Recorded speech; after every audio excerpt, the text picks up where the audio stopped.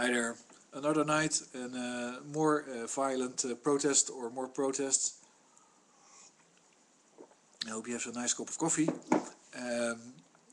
Bankers are trying. I think they're basically losing the plot, or they're dropping the ball, or something like that. There's more and more official comments coming out that it's all a big mess and it's been a fraud and it's been a Ponzi scheme. It's being recognized, and even by politicians. And I don't know if that's a good thing or a bad thing, because what you don't want is the whole thing to implode. You want it to be taken over and controlled, because it has a function. In my opinion, the financial system has the main function that it keeps certain contracts valid and a certain process viable. And if you lose it all, you're gonna, if you do like a uncontrolled demolition of the financial system, then you're going to have lots of culture or societal problems, which will make it much easier for people to come in and make choices for you and control you and basically take advantage of that. It seems like since 2008 people have been that are in the know have been collecting and securing themselves and giving themselves as much money as possible, as long as it still lasts, and being protecting themselves for the moment that they can let's say run away really fast and let you handle the mess and the social unrest and the riots and the destruction of the political system and all that stuff. You shouldn't attack politicians. You should attack the ones that actually cause the problem, the owners of society. Politicians are not the owners of society. The people with the contracts you should attack. And of course there's a very important role of the legal system, but that has been pretty clear too recently, in the fact that Supreme Court judges allow plead for leniency towards the banking system.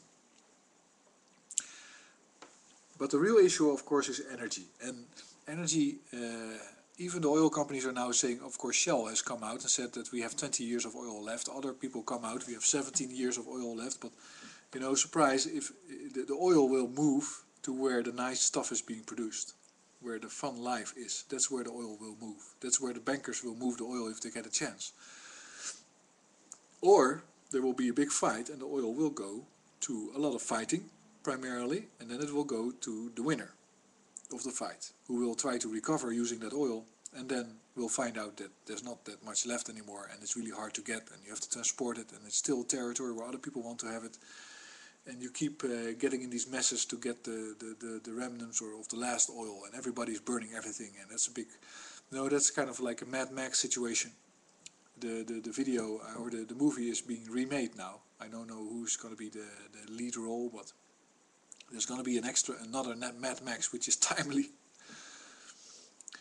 So the issue is energy. The issue is and how do you basically take out the sting of the situation, which at the moment is hunger already in the US.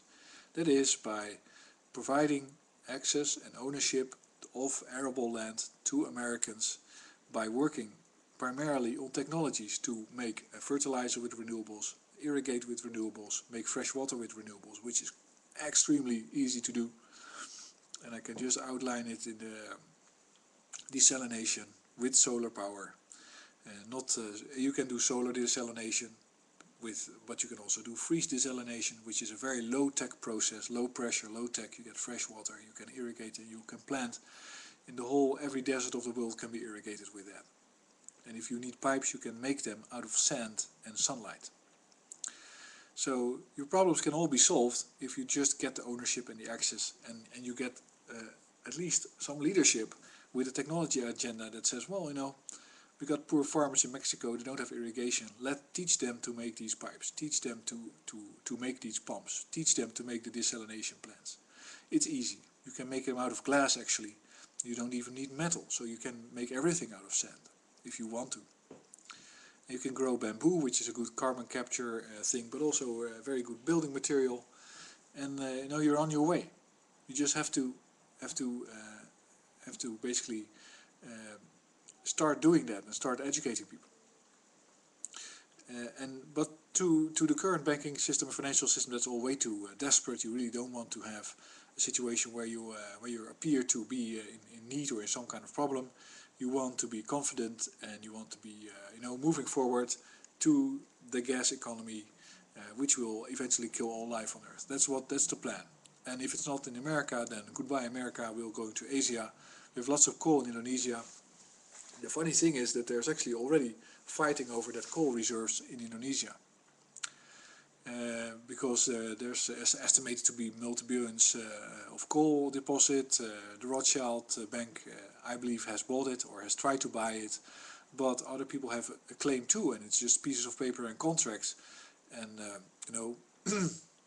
that's where people get assassinated.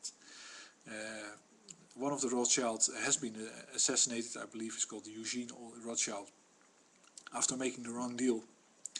And you don't know what's going to happen. Maybe all this Wall Street, Occupy Wall Street revolution is not necessary because these people start whacking themselves and whacking each other. How do you think a Mexican drug cartel leader will feel if he finds out that Mr.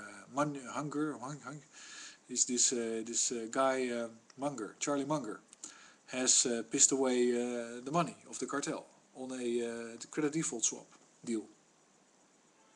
Well, it's going to be Munger hanging from a bridge or something like that. That I've talked about this a long time ago, that at a certain point I believe that criminal elements will come into the picture, and it's surprising, and that's a few videos ago, that has not happened on Wall Street yet, that these people are keeping away.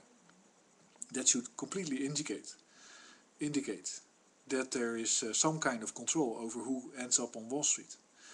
Because you would have all kinds of rogue elements from society going there because they like chaos and mayhem. They are anarchists, It's like it doesn't work to call these people anarchists on Wall Street because they don't act anarchistic.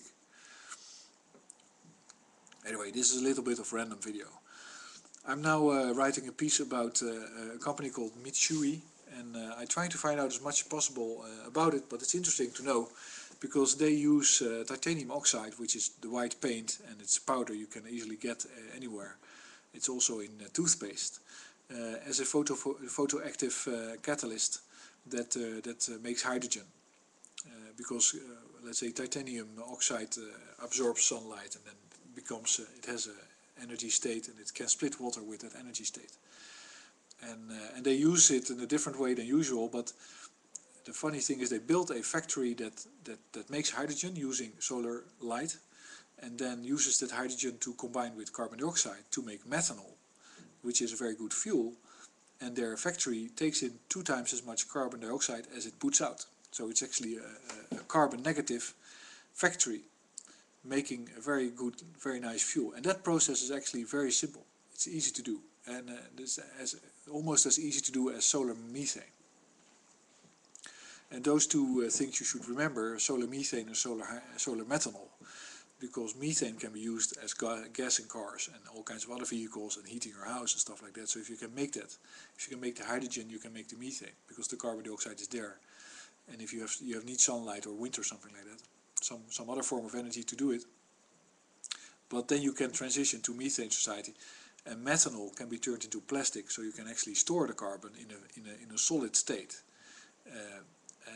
Maybe you can mix it with pure soot carbon, and then you could basically build a desert full of carbon, and you take all the carbon dioxide out of the atmosphere that way. In theory, of course.